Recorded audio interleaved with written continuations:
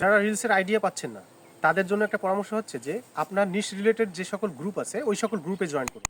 ওই সকল গ্রুপে জয়েন করার পরে সেইখানে অনেক মানুষজন বিভিন্ন রকম সমস্যায় ভুগে, তারা বিভিন্ন রকম প্রশ্ন করে, বিভিন্ন পোস্টের নিচে দেখবেন অসংখ্য কমেন্ট থাকে।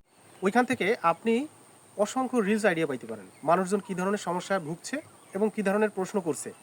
এই প্রশ্নগুলোর অ্যান্সার আপনি খুব সহজেই একটা নোট ডাউন করে সেইটাকে পরবর্তীতে স্ক্রিপ্ট আকারে লিখে এটাকে কিন্তু আপনি রিলস স্ক্রিপ্ট হিসেবে ব্যবহার করতে পারেন। এটা কিন্তু দারুণ একটা আইডিয়া।